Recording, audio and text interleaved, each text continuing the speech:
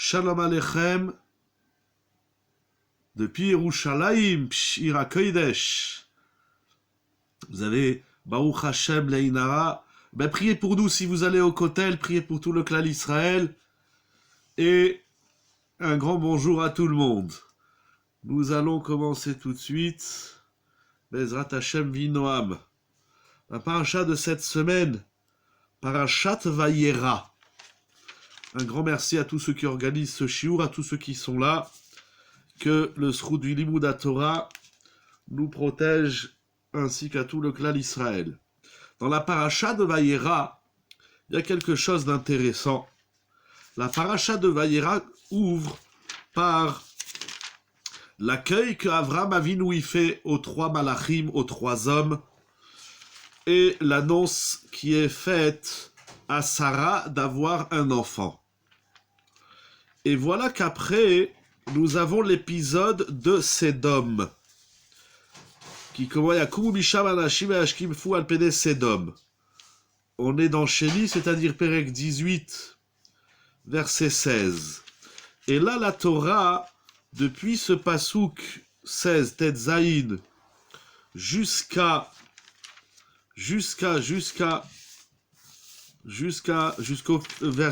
chapitre 19, jusqu'au verset 38. Donc on a un long chapitre et demi qui nous parle de Sédom. Alors je voulais étudier avec vous ce soir la cité de Sédom. Qu'est-ce qu'on leur reproche? La Torah, on va voir tout de suite, la Torah, Kadosh Baruch Hu, va décider de détruire Sédom. Sédom, ça va devenir le symbole, ça va devenir la référence du mal. Lorsqu'on veut dire qu'une société s'est pervertie et a atteint des niveaux irrémédiables, puisque Akadosh Baruch Hu décide de détruire Sédom, alors on prend comme référence la cité de Sédom. Ça devient la référence du mal. Par excellence, Sédom, c'est le mal. Mais quel est ce mal, précisément? Quelle est, première question que nous allons voir, Bezrat Hashem, quel est ce mal sur lequel il n'y a pas de retour possible? Puisque la décision d'Akadosh Baruch Hu, c'est de détruire Sédom. C'est fini, Sédom, c'est terminé. Et on va voir également par quelle manière on peut s'en sortir si on atteint le niveau malheureux et dramatique de Sédom. Donc, en un mot, quel est le problème de Sédom? C'est quoi Sédom? Et quel est le remède à Sédom? C'est ça que nous allons parler, la cité de Sédom. Alors, il faut savoir qu'en vérité, la Torah, on va voir pas mal de psukim et de commentaires de Rashi. En vérité, l'histoire de Sédom commence déjà dans la paracha précédente de la semaine dernière, au Perek Yud Gimel, au chapitre 13, verset 13, il est dit Ve'anshe Sdom Raim ve'chataim Lashem meod. Lorsqu'Avram Avinu dit à Lot, dans la paracha de Lech Lecha, il lui dit, écoute, on ne peut pas vivre ensemble, on est en discorde, alors va à droite, j'irai à gauche, va à gauche, j'irai à droite. La Torah nous raconte que Lot a choisi la cité de Sédom.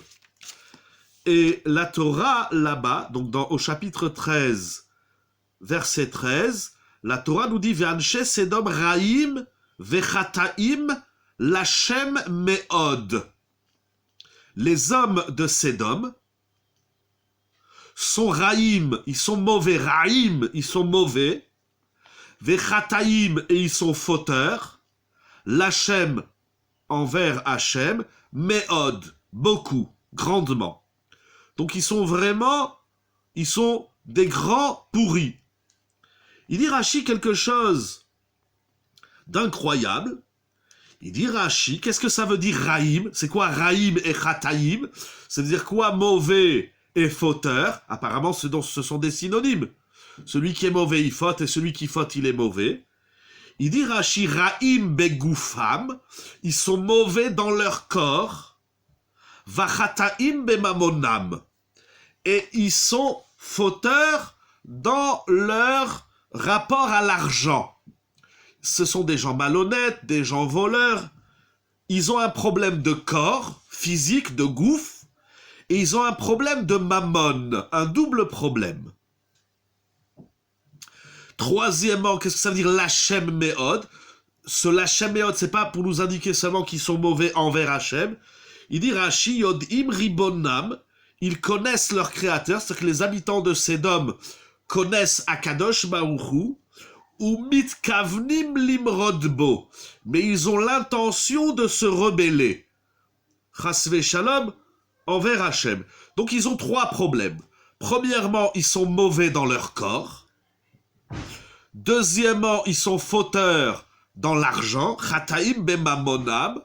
Et troisièmement, ils connaissent Hachem et ils se rebellent. Donc c'est les trois adjectifs, les trois fautes de Sédom. C'est comme ça que la Torah, donc dans Lech Lecha, nous a présenté Sédom.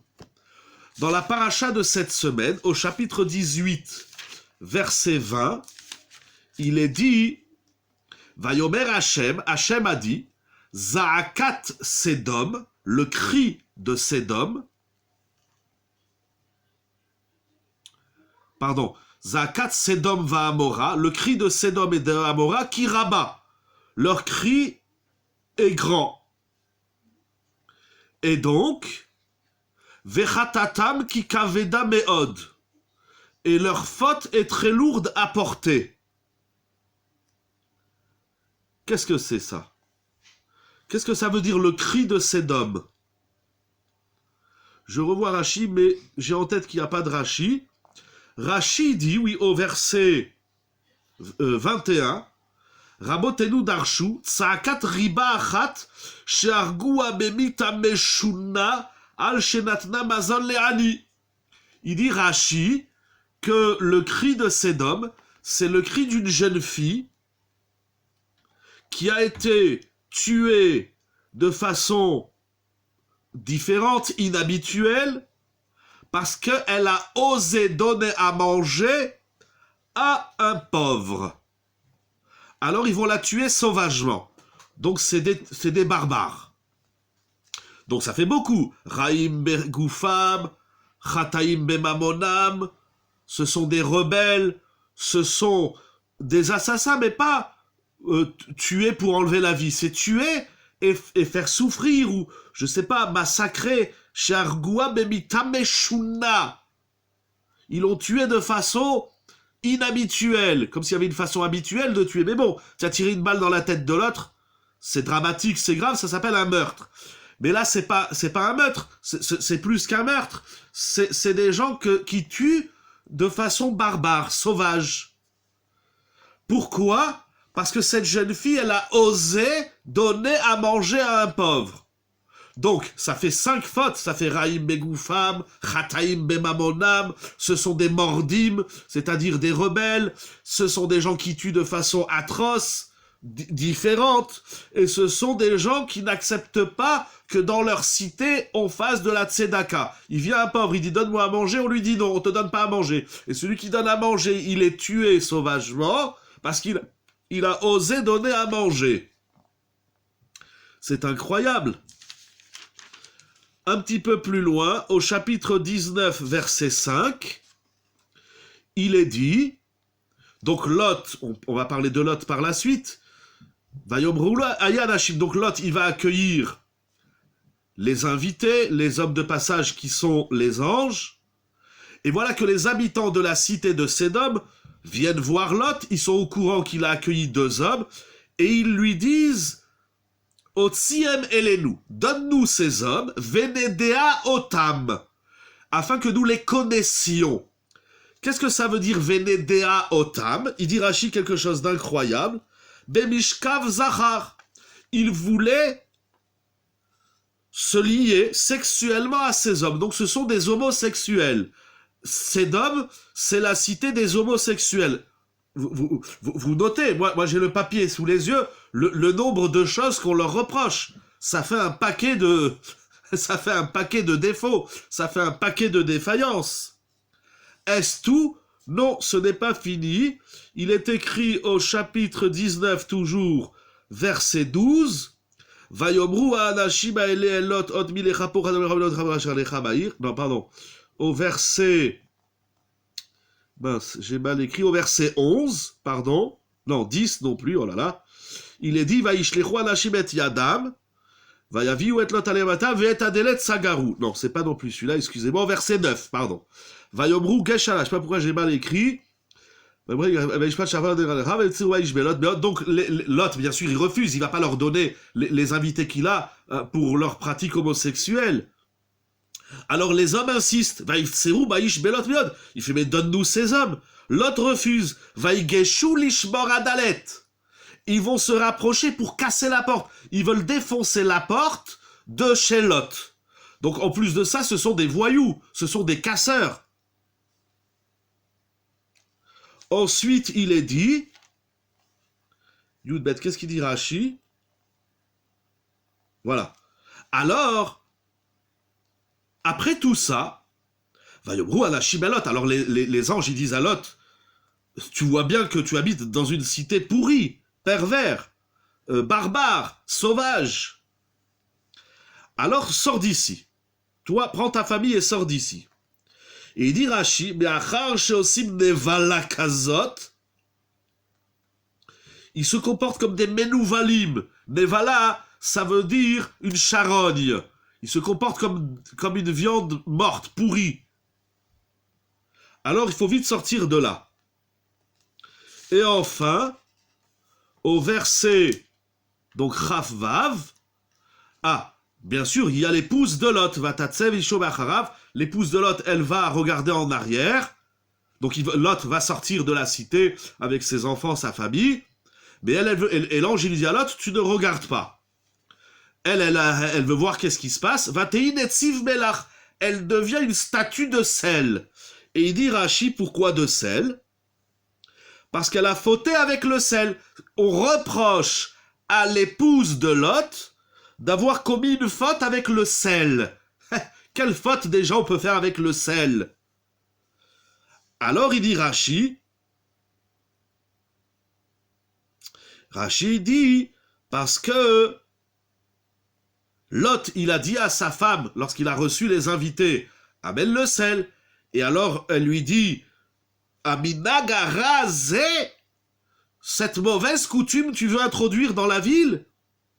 Ça veut dire que pour Madame Lot, donner du sel aux invités, imaginez vous recevez du monde, il dit excusez-moi, moi j'aime quand c'est bien salé, pouvez-vous me donner un peu de sel? Et vous dites ah non, c'est un mauvais minag, c'est un minag à raser, incroyable.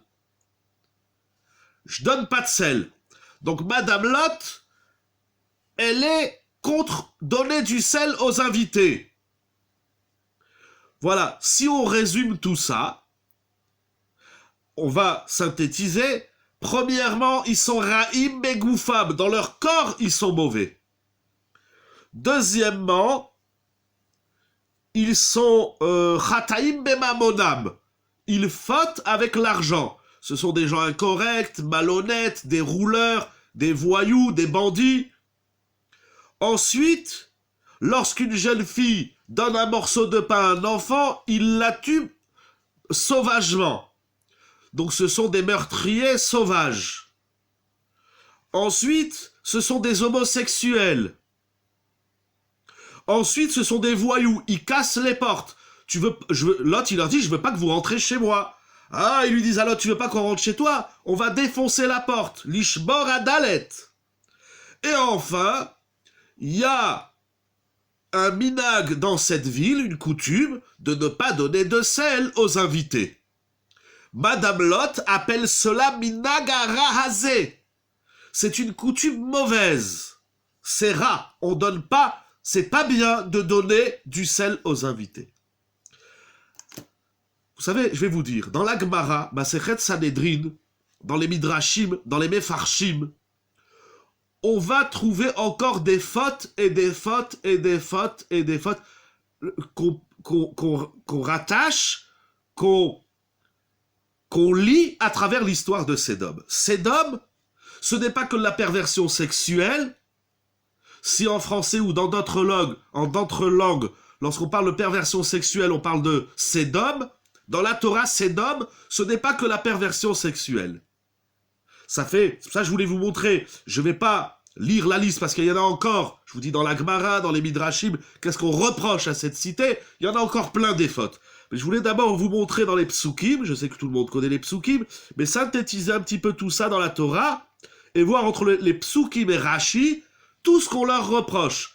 Donc pas de tzedaka, sauver sauvagement, mauvais dans leur corps, etc., etc. Et dans la liste, il y a aussi Mishkav Zachor, l'homosexualité. Donc on va dire Sédom, c'est la cité barbare, sauvage, pourrie, mauvais, homosexuel, casseur de portes, qui refuse de donner à manger aux pauvres et qui refuse de donner du sel aux invités. Pas de Achnasat Ochrim. Ça fait beaucoup de choses. Et pas des moindres. De ce fait, Akadosh Baruch Hu décide de détruire la cité de Sédom. Chose qu'on peut entendre. Lorsque c'en est trop, comme la Gemara dit Nitmale Seatam, lorsque c'en est trop, alors Akadosh Baruch Hu il se fâche. On entend bien cela. Voilà qu'au milieu, il y a deux personnages assez intéressants. Pardon, j'ai oublié de prendre un livre pour expliquer une notion. Il y a dans cet épisode de Sédom, il y a deux personnages surprenants. Le premier, c'est Abraham, et le second, c'est Lot. Par la suite, on parlera de Lot. Mais voilà que Abraham, il prie pour cette cité. Et c'est quelque chose qui personnellement, me surprend. Me surprend parce qu'au vu de la petite liste non exhaustive de ce qu'on reproche à cette cité, je vois pas où il y a la place pour la tfila de les sauver. Alors Avraham Avinu, il prie pour les sauver, c'est vrai. Mais sa prière, c'est pas qu'Kadosh Baruch Hu sauve le rachat. D'ailleurs, il les appelle dans cette fila. Il dit il y a le tzaddik et le rachat. Il dit, est-ce que dans cette ville, n'y a-t-il pas au moins 10 tzaddikim pour sauver les rechaïm? La prière d'Avraham, elle n'est pas gratuite. Akadosh Baruch Hu sauve les rechaïm. La prière d'Avraham, elle est Akadosh Baruch Hu sauve les rechaïm par le mérite, par le billet des tzaddikim. Mais quand bien même dans une ville, d'abord, si il y a 10 tzaddikim dans une ville comme ça, qu'est-ce qu'ils font dans cette ville? Comment il peut y avoir 10 tzaddikim dans une ville aussi pourrie, racaille, pervers, etc. Comment c'est possible? Bon, on peut imaginer toutes sortes de situations, mais pour Avraham Avinu, c'est probable, ça peut arriver, que 10 tzaddikim se retrouvent dans une cité aussi dépravée, dramatique, aussi basse que Sédom. C'est possible, je ne sais pas comment. Mais quand bien même dans cette ville il y aurait 10 tzaddikim, pourquoi Avraham il veut à tout prix sauver ses rechaïm? Pourquoi il veut les sauver? Ok, Avraham c'est le chesed, Avraham c'est la force de la prière. Si Avraham y prie, Yehi Ratson, que ces hommes fassent tchouva, j'entends.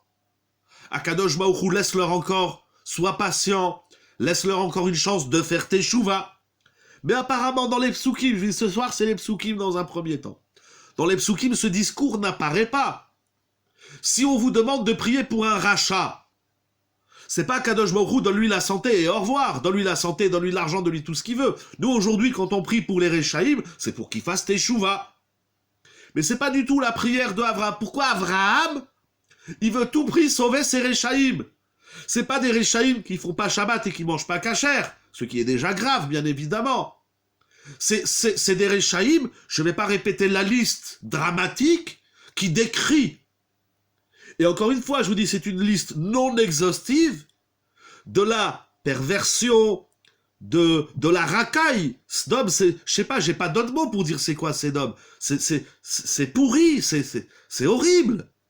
C'est des barbares, je sais pas qu'est-ce que c'est, je vais pas les assimiler à quelque chose, à une chose ou une autre. C'est Sédom. Alors pourquoi Avraham il veut à tout prix les sauver? Si tu veux les sauver pour qu'ils fassent tchouva, qu'ils aillent à la yeshiva, qu'ils deviennent des Bnei Torah, j'entends. Mais de dire, est-ce qu'il y a des tzadikim qui peuvent pas protéger les Réchaïm? Ben à quoi ça sert de protéger des Réchaïm aussi bas, aussi dépravés, aussi pourris, aussi barbares? Qu'est-ce qu'il veut Avraham Avinu?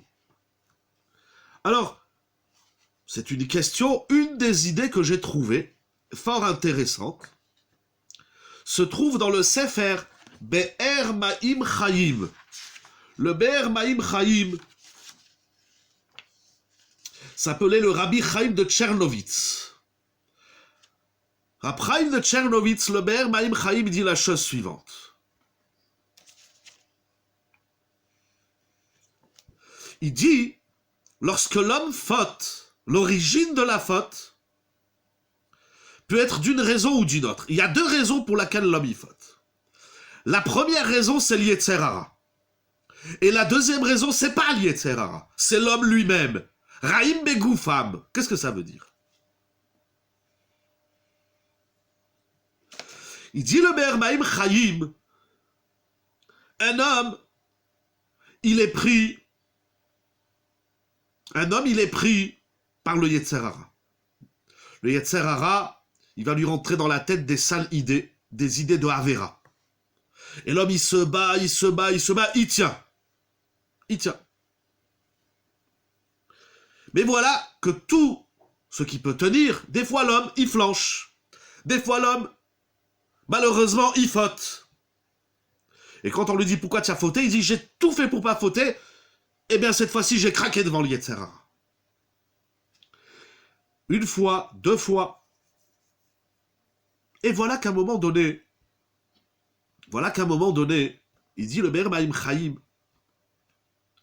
l'homme, il va fauter parce qu'il est déjà tellement habitué de la faute que la faute, elle fait partie de lui-même. Raïm et Goufam, la faute, elle fait tellement partie de lui-même que le Yetzer Hara, il n'a même plus besoin de t'attaquer.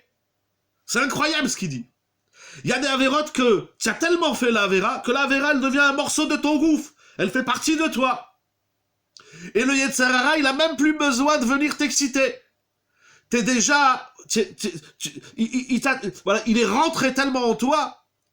C'est-à-dire, on voit bien, il y a des avérotes, il y a un combat. Non, allez, il faut que je me retienne, il faut pas que je dise de la Shamara, il faut pas que j'allume la lumière Shabbat, je vais pas manger cet aliment parce qu'il n'est pas super cachère. On voit des... Il y a des combats. C'est comme Moré, exactement. C'est ça que la Gemara, elle dit. Je suis pas rentré dans la Gemara, mais c'est ça que la Gemara, elle dit. L'homme, il fait une avéra une fois, deux fois. À partir de la troisième fois, na sitlo keeter. On voit, il y a d'avérotes qu'on fait. Mais quand on fait la avéra, on n'est pas tranquille. On est en combat. On est en conflit. Ça s'appelle que c'est le Yetzer Hara qui est en train de te chauffer. Le Yetzer Hara, il vient de l'extérieur. Et toi, tu es en conflit avec lui. Mais il y a des avérotes qu'on fait. On est en conflit de rien du tout.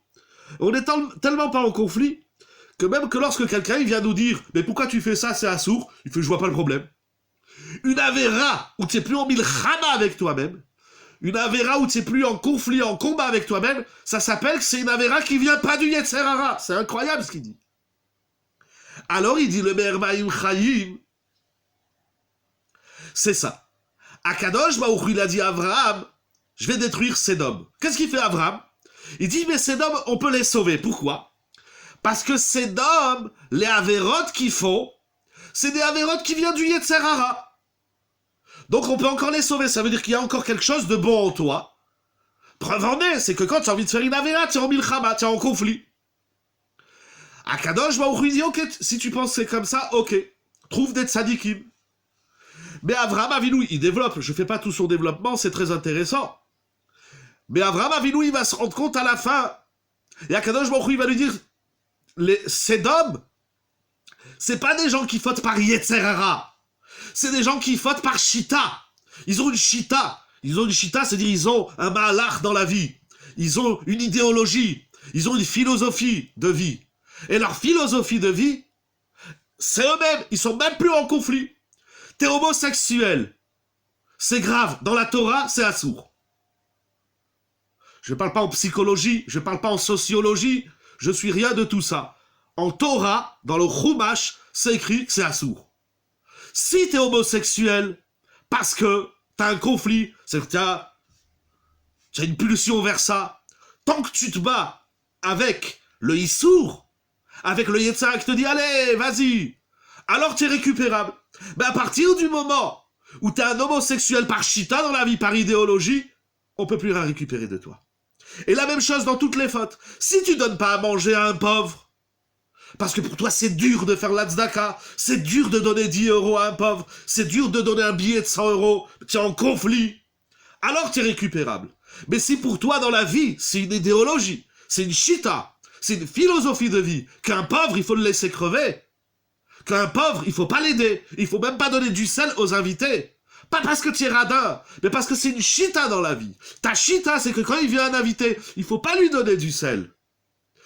Ta chita, c'est que si on te laisse pas rentrer, tu défonces la porte. Ça veut dire, il dit le Meir Chaim, assez d'hommes, c'est pas la cité de la perversion. Être pervers, être voleur, être méchant avec les autres, c'est pas ça le pire. Le pire, c'est quoi? Le pire, c'est d'en faire une idéologie dans la vie. C'est l'idéologie du mal. C'est l'apologie du mal. Ah, vous allez dire, bon alors c'est des malades. On est loin de ça. On va voir. On va voir, et on va surtout voir, parce que j'aime finir les shiurim avec toujours une note positive, comment remédier à cela.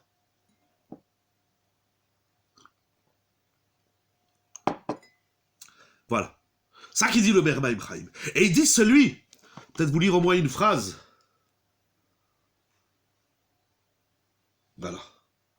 Et il dit, celui qui fait une avéra, par nature, c'est devenu dans son naturel, il voit même pas le problème. Il y a des gens qui disent, mais il faut pas faire ça, c'est pas bien, c'est péché, c'est assourd. Il dit, je vois pas le problème, qu'est-ce qu'il y a? Ça veut dire, ils voyaient même plus le problème de leur mal. Si on leur dit, Rabotaï, mais quoi, vous tuez quelqu'un parce qu'il a donné du pain à un pauvre? C'est quoi le problème? Mais t'es homosexuel? Il fait, ouais, mais c'est quoi le problème? Tu défonces des portes, tu casses des bagnoles. Mais c'est quoi le problème? Là, c'est fichu, il n'y a plus rien à faire. Ça, c'est pire que de fauter. Parce qu'on est en milchama, parce qu'on est en combat, on est en conflit avec le Yetzirah. Ça, c'est pire. Une avéra, tant que tu es en conflit avec le Yetzirah, alors ne baisse pas les bras. Continue la milchama, continue le combat. Et tu vas y arriver, et tu vas gagner. Et même si tu tombes, ça s'appelle que tu dailles.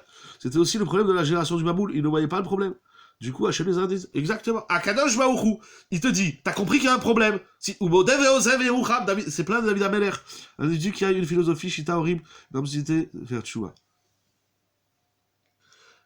Avec une petite nuance sur la dernière question. Celui qui fait l'apologie du mal, celui qui est dans l'idéologie du mal, tant qu'il prend pas conscience que, au moins, il y a des gens, c'est tabou, on peut même pas leur poser des questions, dire, mais tu penses que c'est bien ça dans la vie? Je fais, ouais, je vois pas le problème.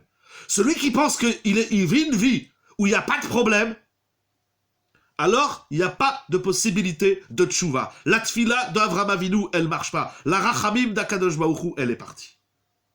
Exactement. Celui qui est dans l'idéologie du mal, dans la philosophie du mal, dans l'apologie du mal, et il entend même pas ça quand on va lui dire, non mais t'es sûr que c'est bien ça? Peut-être tu te trompes. Et il refuse cette réflexion minimale. C'est le minima. Il y a des gens, il y a des discussions, c'est tabou. Il y a des sujets, on peut même, je parle même pas qu'on va leur expliquer que c'est mal, mais juste je te pose la question, est-ce que tu penses que tu es en train de faire quelque chose de bien dans la vie? Peut-être tu te trompes. C'est pas dit, attends, je vais réfléchir. Là, c'est sûr, c'est comme ça. C'est bien d'être sûr de ce qu'on veut dans la vie, mais il faut en même temps entendre que peut-être on se trompe. Tant que c'est dans la milchama, j'espère que j'ai répondu aux différentes questions, tant que tu es dans le conflit, t'es en conflit, mais c'est tout le contraire. Avec plaisir. N'hésitez pas à poser des questions, au moins par message. C'est tout le contraire de ce que la société aujourd'hui, elle propose. Aujourd'hui, la société, elle dit, si t'es en conflit avec toi, c'est pas bon. Lorsque tu fais les choses posément, si tu penses que l'homosexualité, c'est bien, eh bien, vas-y, au contraire, épanouis-toi dans ça. Mais si tu vis ton homosexualité en opposition à toi-même, c'est pas bien. La même chose dans le vol, la même chose dans l'argent, la même chose dans la drogue, la même chose etc. Dans la Torah, il dit le Meir Chaim, c'est le contraire. Si tu fais une avéra, tranquille, t'as un problème. Si tu fais une avéra et tu es en conflit avec toi-même, alors tu es récupérable. C'est extraordinaire ce qui est écrit ici. Il faut le dire dans la rue, il faut inviter le monde entier à Rabotai, vous avez une mission extraordinaire. Ce qu'il dit le Meir Maim Chaim, c'est le contraire de tout ce que la société moderne elle propose. La société moderne elle propose, si tu es bien dans ce que tu fais parce que tu penses que c'est ça qu'il faut faire dans la vie, alors fais-le. Mais fais-le bien avec le sourire. Mais si tu es en conflit, tu es en frustration, chaque fois que tu fais quelque chose, tu dis « Ah non, oh là là, peut-être que j'ai fait pas bien. » Ah alors, la société, elle est contre la frustration. Mais dans la Torah, c'est le contraire. La frustration, c'est le début. C'est la Yeshua, la frustration, comment on dit, c'est le secours. La frustration, le conflit, le combat avec soi, c'est ça la vie.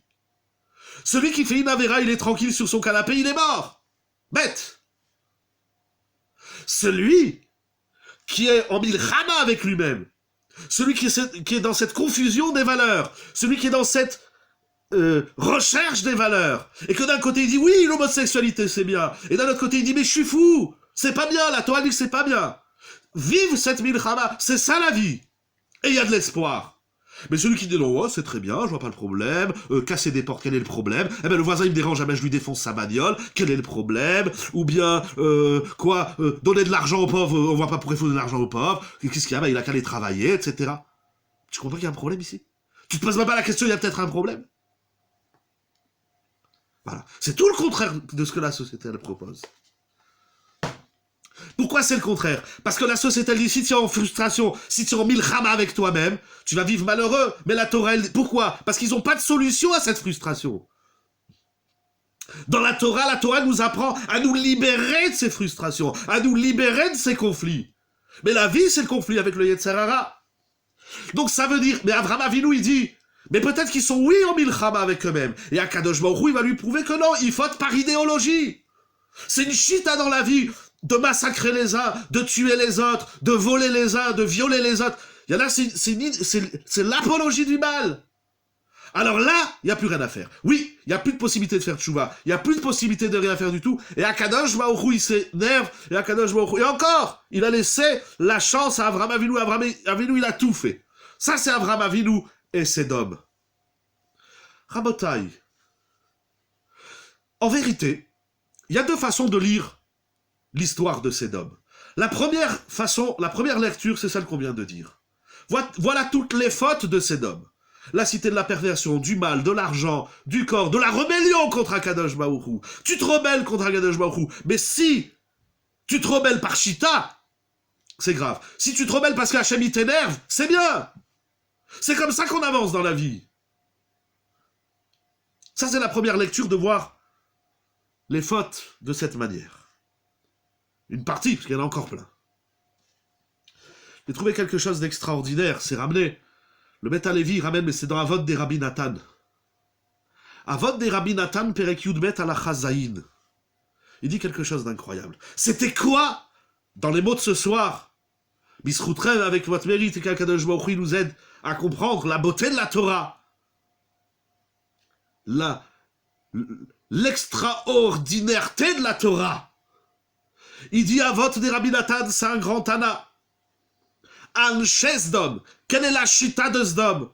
Il dit la chita de Sdom, c'est pas la perversion, c'est pas les problèmes d'argent, c'est pas l'homosexualité, c'est pas des barbares, c'est pas des voyous. Tout ça, toutes ces fautes qu'on a énumérées, ce n'est que la partie visible de l'iceberg. Ce n'est que la vitrine de Sdom. Le vrai problème de Sdom, c'est pas la perversion sexuelle, c'est pas le vol, c'est pas le meurtre, c'est pas la rébellion contre Akadosh Baruch Hu, c'est pas ça Sdom. Ouais, c'est extraordinaire ce qui est écrit ici, vous allez voir. Alors c'est quoi? C'est quoi? Pourquoi? Il y a Avot des Rabbi Nathan, tu as fait des milliards d'avérotes. Akadosh Baruch Hu te laisse la possibilité de faire tchouva. Va faire tchouva. Va découvrir une yeshiva, va découvrir un rav, va découvrir un sefer, va découvrir quelqu'un qui te fait découvrir la Torah. Mais il y a une chose à laquelle Akadosh Baruch Hu, il est extrêmement sévère durant toute l'histoire, c'est quoi? Je vais vous le lire tout de suite. Bezrat Hashem. Il dit Avode Rabbi Natan, mitoch shehayu son im ze et ze. On va traduire. Ibdan akadosh baruch hu mina olam hazeh u mina olam haba. La chita de Sédom, c'est de se haïr les uns les autres. Et puisqu'ils se haïssaient mitor shayou sonim zedze, et puisqu'ils se haïssaient, mais ils se haïssaient pas par émotivité, pas par sensibilité. Ils ont produit une société fondée et basée sur la haine. Leur idéologie, c'est haïr l'autre. Alors, Akadosh Baruch Hu, Ibdan Akadosh Baruch Hu mina olam hazeh ou mina olam haba. Qu'est-ce que ça veut dire? Alors, Akadosh Baruch Hu, pardon, il les a effacés de ce monde-ci du olam hazeh et même du olam haba. Donc, non seulement tu peux pas faire tchouva, tu perds le olam hazeh, tu perds le olam haba. Qu'est-ce que ça veut dire, avoir une chita de haïr l'autre? Parce que moi, quand je lis ça, honnêtement, je me sens pas concerné. Eh bien, je peux pas lire tout le texte du Bet Halevi, mais le Bet Halevi, le Rav Yosef, le Rabbi Yosheber Soloveitchik, Zecher Tzadik Vekadosh Livracha, le Bet Halevi dit, il développe une idée extraordinaire. C'est que Asdom, il y a des gens, ils en ont fait une valeur. C'est quoi ils en ont fait une valeur? Donnez-moi un exemple concret, vivant. Il y a des gens, ils disent, celui-là, je sais pas pourquoi, je le supporte pas. Ça s'appelle la chita de haïr. C'est que tu me supportes pas. Tu me dis le voisin, il fait du bruit, ça t'énerve. C'est pas beau, c'est pas bien. Mais, disons que... Mais il y a des gens qui se lèvent le matin et disent, celui-là, je peux plus me le voir. Je vais tout faire pour qu'il disparaisse. Alors on n'a pas le cran de prendre une hache, de lui couper la tête, ou de prendre un kalachnikov et de lui tirer des balles dans le dos. Mais dans le fond, voilà, ton existence m'insupporte. C'est ça la chita de la haine. La chita de la haine, ça veut dire je ne sais même pas pourquoi. Et vous allez voir. Nombre de gens, pour pas dire moi-même et nous-mêmes, chas v'shalom, nous on est épargnés de ce problème. Mais nombre de gens, tu dis, celui-là, tu sais, je sais pas, rien que je le vois, je le supporte pas. Fais ah bon, pourquoi? Je sais pas, je le vois, il m'énerve. Mais pourquoi? Je sais pas. Voilà, c'est comme ça. C'est dans mes gènes, voilà, je supporte pas. Ça s'appelle la chita de la haine. Haïr par chita, haïr par idéologie, haïr par philosophie de la haine. Il dit à Avode Rabbi Natan, tu prends toutes les avérotes que nous avons énumérées et toutes les avérotes de Sédom, et tu les traduis en un seul mot. Mitor shayu sonim zedze. Ils se haïssaient comme ça. Bien sûr, le Bet Halevi rappelle la Gemara dans Yoma, qui dit que le Bet Hamikdash, il a été détruit à cause de la haine. C'est quoi la haine? On croit qu'on a toujours des raisons de haïr, alors qu'il n'y en a jamais une. Dites-moi une seule, une rabotaille. On va faire qu'on appelle ça un jeu. Voilà. Celui qui donne une bonne réponse, je lui offre un feutre. Blinéder, je lui amènerai à la maison, je lui enverrai par la poste. Donnez-moi une bonne raison. Vous savez, des fois, les couples, je reçois des couples, dit ma femme, je la supporte plus. C'est assourd. Rilou Lachem, vous avez gagné 2 feutres. Je parle pas des raisons de la Torah, je parle des raisons de la société, du quotidien. Il y a des parents qui supportent plus leurs enfants, il y a des enfants qui supportent plus leurs parents, il y a des gens qui supportent plus les rabbanim, il y a des gens qui supportent plus la Torah, il y a des gens qui supportent plus leurs femmes, il y a des femmes qui supportent plus leur mari. Ah, je te supporte plus. C'est assourd. Mais pourquoi tu me supportes pas, quoi? Je sais pas, rien que je te vois, tu m'énerves. Ça s'appelle la chita de la haine. Voilà, oulala, il faut pas trop tarder. Voilà, je sais pas pourquoi, mais c'est comme ça. Voilà, c'est comme ça. C'est comme ça que je ressens. Ça, rabotaille, ça s'appelle la haine. C'est Nora Vayom. Et il dit le Bet Halevi. Je ne peux pas tout lire, mais j'ai tout un livre du Bet Halevi qui s'appelle Ma'amaravat Israël, du Bet Halevi. Et il écrit, je vais vous lire une ou 2 phrases. Il dit quelque chose de Nora Vayom. Ah, Kemo de'ava veklal kol haTorah. De la même façon que l'amour, de la même façon que l'amour, c'est la règle qui contient toute la Torah. Si tu fais Shabbat et tu manges kasher et tu n'aimes pas l'autre, ta Torah, elle est, j'ai pas envie de dire qu'elle vaut rien, mais presque. De la même façon que l'amour, elle inclut toute la Torah. Il dit le Bet Halevi Kemoken, Asina, la haine, par Shita. La haine, c'est toujours par Shita. Vous avez compris ça?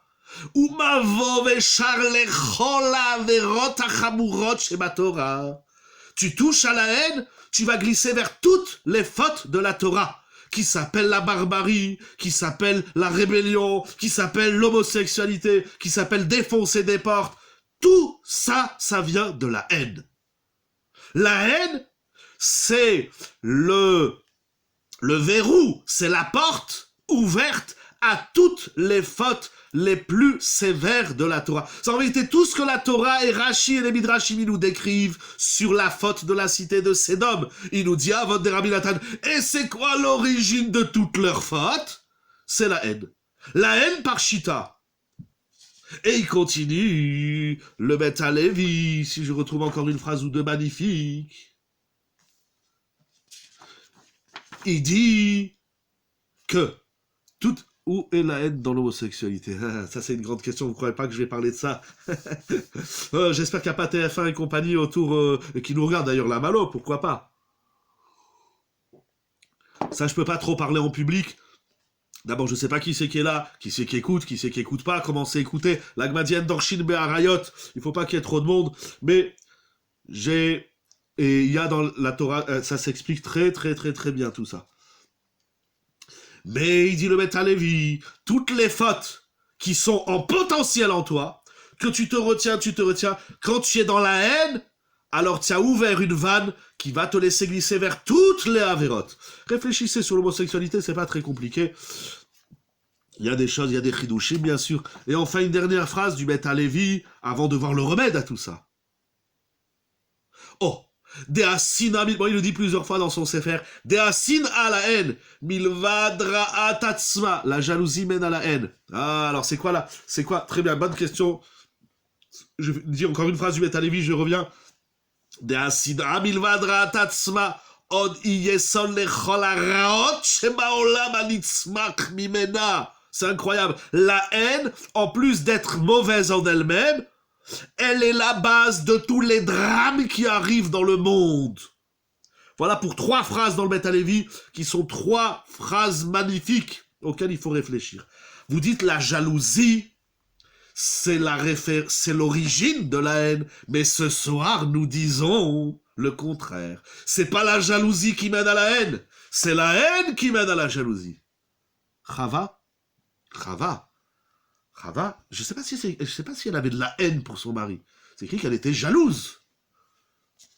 Je sais pas si dans Bereshit, qui donne un fruit, oui, mais là-bas, je sais pas si c'est écrit qu'il y avait de la haine. Peut-être Adam et Chava, ils s'aimaient très fort. C'est pas écrit qu'il y avait de la haine. Mais on est dans Sédom ce soir. C'est pas la jalousie qui mène à la haine. C'est un taout. C'est une erreur. C'est pas parce que je suis jaloux que je t'aime pas. C'est un four. C'est parce que je t'aime pas que je suis jaloux de ce que tu as, de ce que tu fais. Si je t'aimais, je serais pas jaloux de toi. Faites-le dans ce sens, vous allez voir comment c'est magnifique. Je vous suggère. Rabotaï, comment on remédie à tout ça? Comment on fait pour pas tomber dans la haine? Quel est le remède de la haine? Comment on corrige la haine? Parce que s'il y a de la haine, il a dit le Beth Halevi, on ouvre la porte à toutes les fautes les plus sévères de la Torah. Il n'y a rien qui retient un homme haineux. Mais l'amour universel est une utopie. Je ne sais pas pourquoi vous dites ça, je ne sais pas. Moi, je vais vous dire la vérité, j'ai jamais essayé. Alors, je ne peux pas savoir si c'est une utopie. Mais je ne sais pas pourquoi vous dites ça, je ne sais pas. Vous avez lu quelque chose. Je ne sais pas pourquoi c'est une utopie. Mais je vais vous dire. L'amour universel, ça commence par l'amour individuel. L'amour individuel, ça commence par l'amour de soi. Eh oui, il y a des gens qui s'aiment pas. Je les vois, je les entends. Quand ils sont dans la rue, ils sont comme ça. On dirait derrière lui, je sais pas, il y a une horde de Doberman. Il y a des gens, ils se voient dans le miroir. Ah, j'aime pas ma tête. Que tu t'aimes pas? Ah, j'ai des poils et des boutons de partout. Et il y en a, il a ni des poils ni des boutons. Ah, je m'aime pas. Il va se refaire le pif, il va se refaire les oreilles, il va se refaire toute la tête. Il y a des gens qui ont de la haine envers eux-mêmes. Et la haine que l'homme il a envers lui-même, c'est la base de tout. Si je m'aime pas, je t'aime pas. Et si je t'aime pas, j'aime personne. Le travail de l'amour, mais c'est pas ça la solution que je voulais proposer ce soir. Ça, c'est encore un autre débat, c'est un autre sujet. Je sais pas pourquoi vous dites que c'est une utopie. Je sais pas. Moi, j'ai pas essayé. L'histoire des hommes, c'est les guerres et les accords de paix.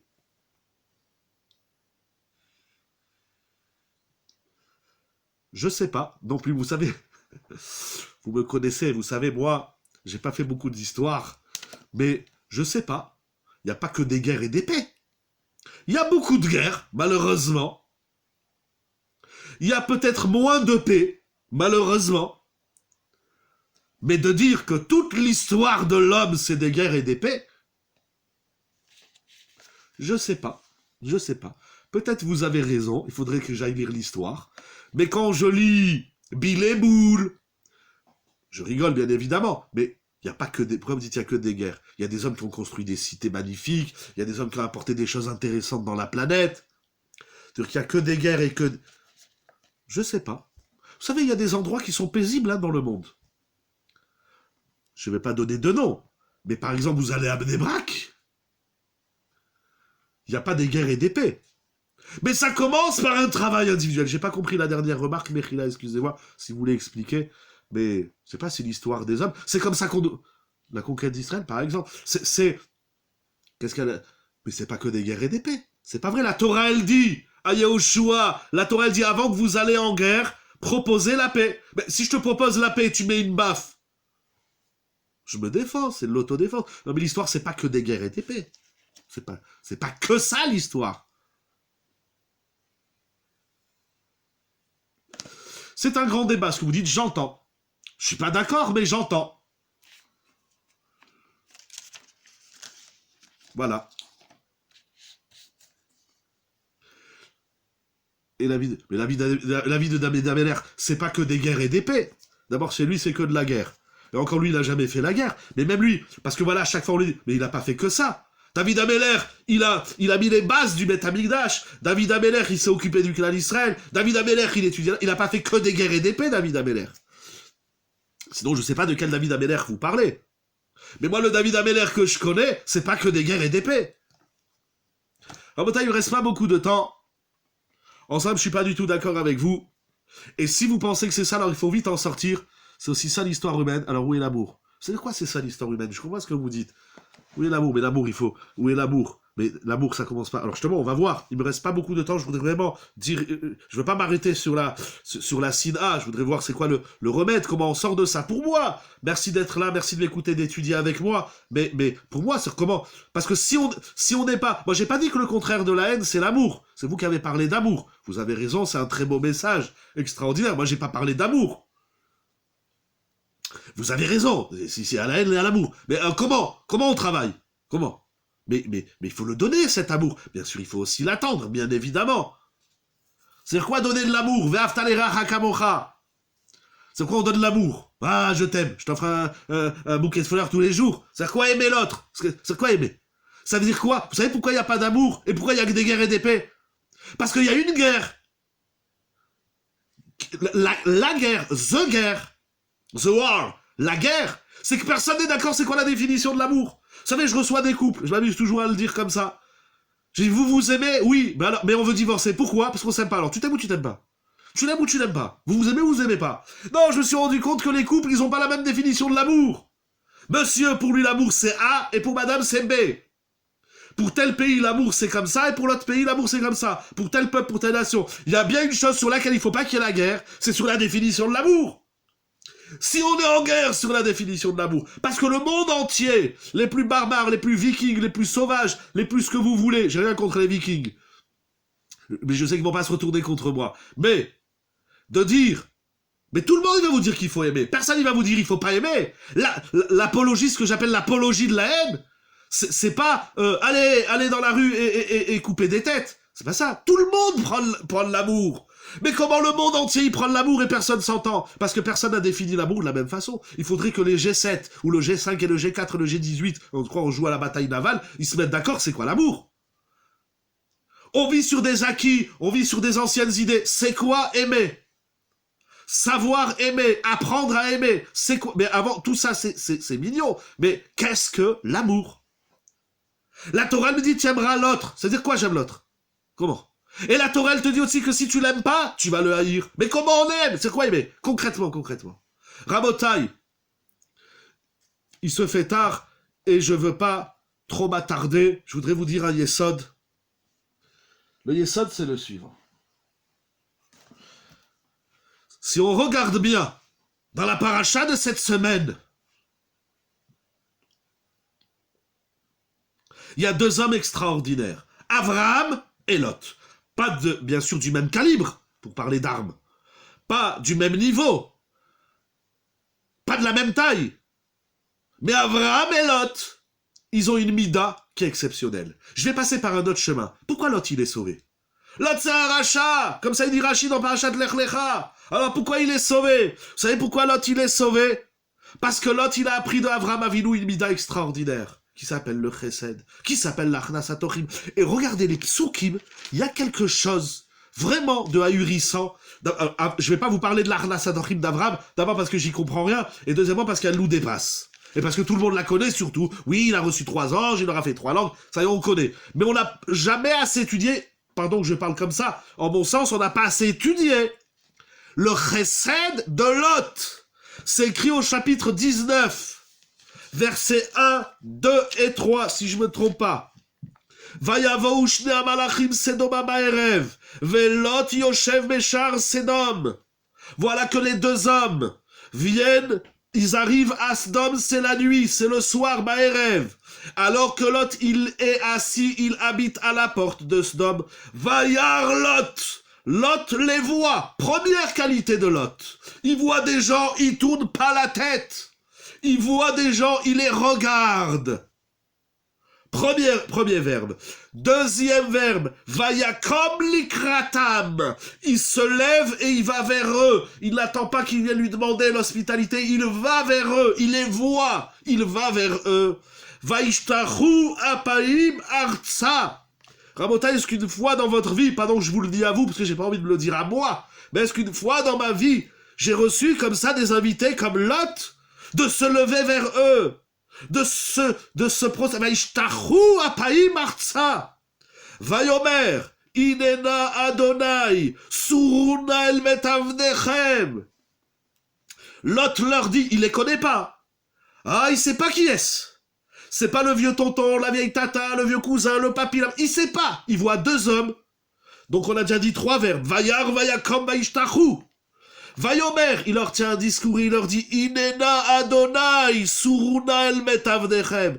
Je vous en supplie, venez chez moi. Est-ce qu'une fois on a supplié dans notre vie un pauvre et lui dire, je te supplie de venir manger chez moi? On lui dit, si tu n'as pas où aller, viens à la maison. Ou bien je t'invite. Ah, tu es déjà invité? Bon, d'accord. Vous allez voir un pauvre, vous dites, je t'en supplie, viens chez moi. Je t'en supplie, tiens, prends 100 euros, je t'en supplie. Je t'en supplie, voilà, je t'ai fait des chalotes. C'est pas pour les protéger qu'il propose. Les protéger de quoi? Au contraire, Rabotai, si tu es le maire de la ville d'Al Capone, qu'est-ce que tu fais? Il vient des invités, tu leur dis, barrez-vous, c'est dangereux ici. Tu vas pas les accueillir chez toi, au contraire. Lot, il se met en danger pour la mitzvah de Achnas HaTorchim.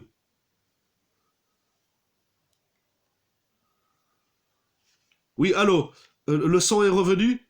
Oui. Je dis au contraire, Lot, il s'est mis en danger pour cette grande mitzvah.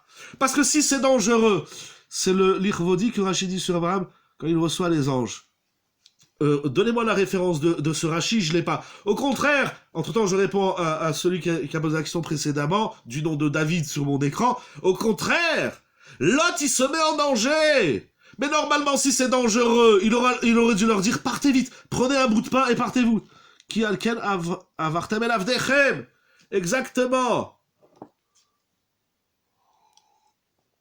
La meilleure façon de protéger quelqu'un d'un endroit dangereux, c'est de lui dire, va-t'en, ne reste pas là. Pourquoi il se met en danger pour les sauver? Mais il les supplie, Sourouna, je vous en supplie. Pour les protéger, il n'a pas besoin de faire tout ça. Velinou, dormez chez moi. Verachatsu raglechem, et lavez-vous les pieds. Vous avez déjà reçu quelqu'un à la maison, il dit, j'ai mal aux pieds, tu dis, va, prends la salle de bain. Il y a des gens, comme il dit Rav Avigdor Miller à la Shalom, il dit, il y a des gens, ils sont tellement pas chesed que quand vous allez chez eux, vous lui dites où sont les toilettes, le gars, il a le cœur, il n'est pas en train de battre. Il dit, bon, Ali, il va me salir mon toilette. Mais tu proposes pas une toilette à ton invité. Il leur dit, lavez-vous les pieds. Et ensuite, vous vous lèverez demain et vous retournerez les Darkechem. Vayomeru. Et ils lui disent, non, Kimarechov Nalin. Et les hommes lui disent, non, nous on va dormir dans la rue. Vous allez dormir dans la rue?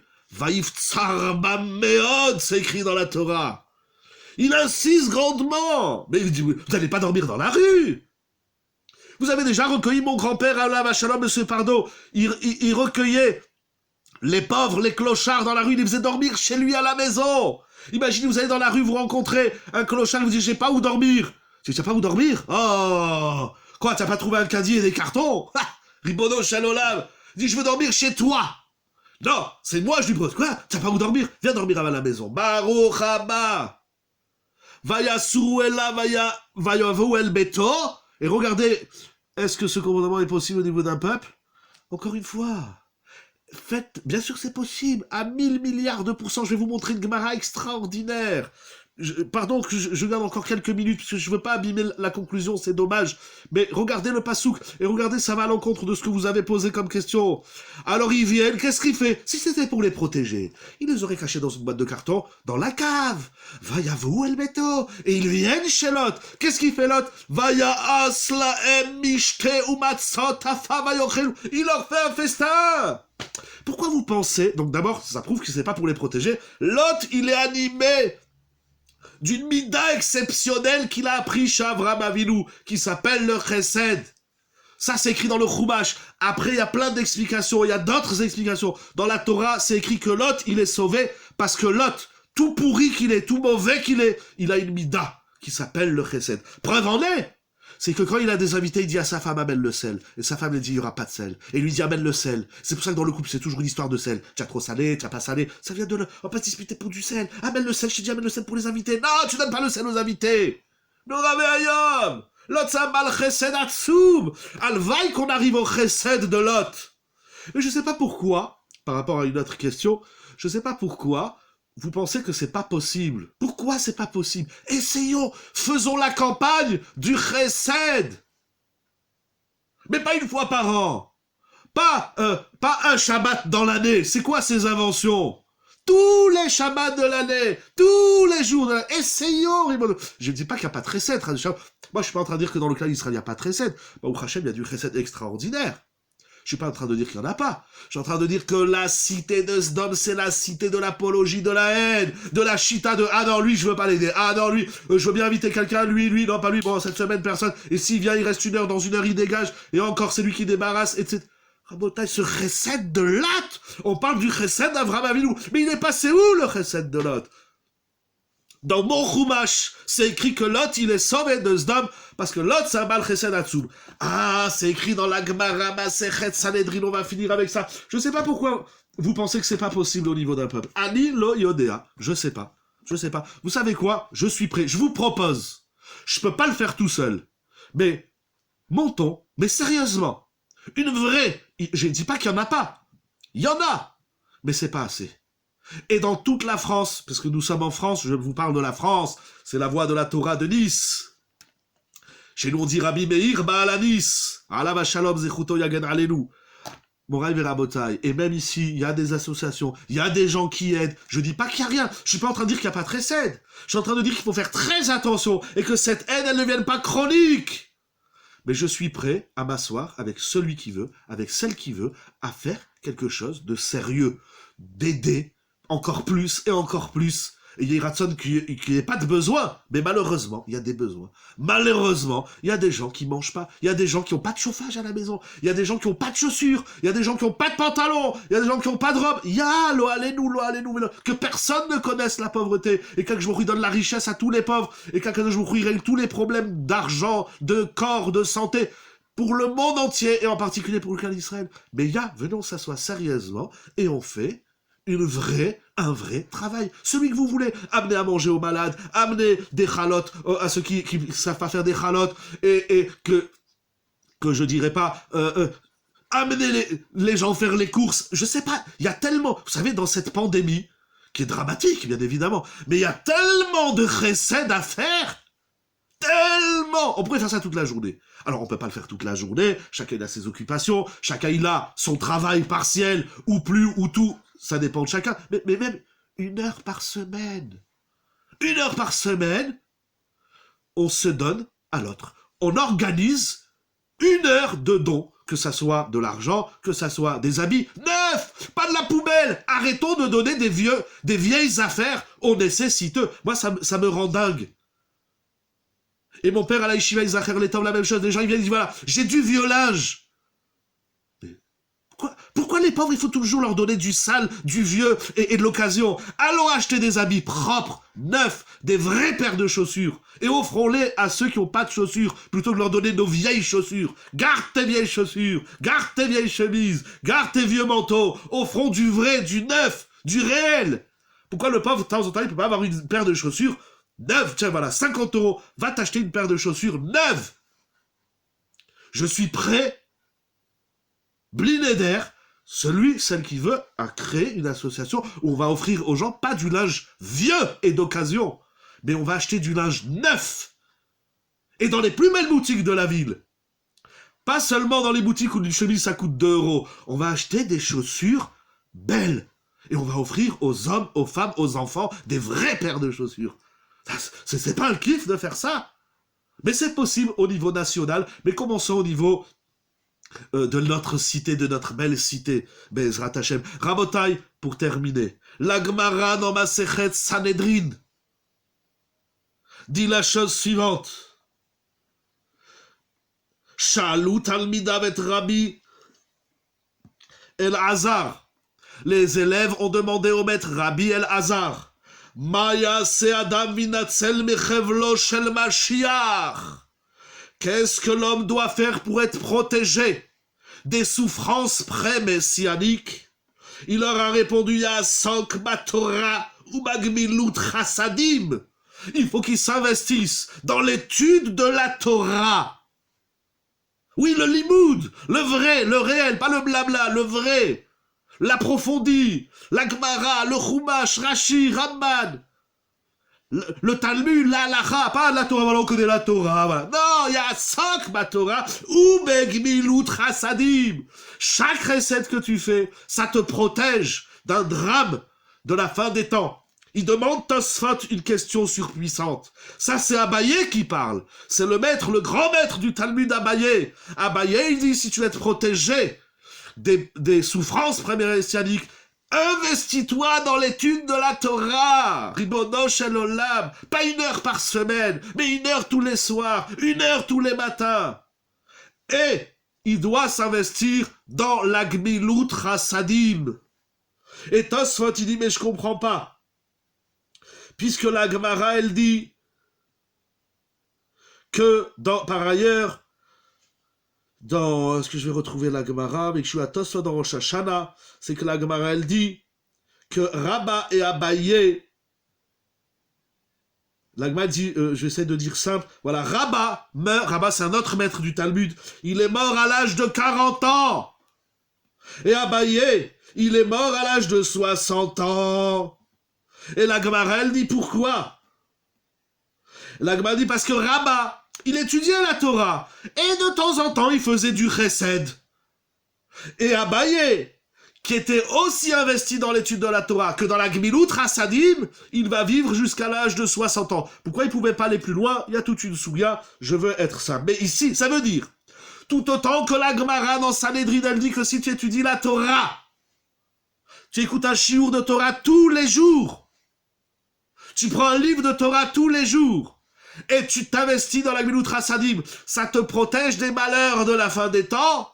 Tosfot, il rappelle la sougia, que celui qui étudie la Torah, et il fait la Gmilut Chassadim, ça peut lui rajouter 20 ans dans sa vie. Rabotai, est-ce qu'on est conscient de ce qui est écrit ici? Peut-être qu'Akadosh Baruch Hu, il a décidé que tu dois mourir à 10 ans, ou à 20 ans, ou à 30 ans, et le plus tard possible pour tout le monde, et pour chacun dans la santé, dans le bonheur, dans le sourire, dans la joie, dans la simra, dans la teire, dans la Gmilut Chassadim.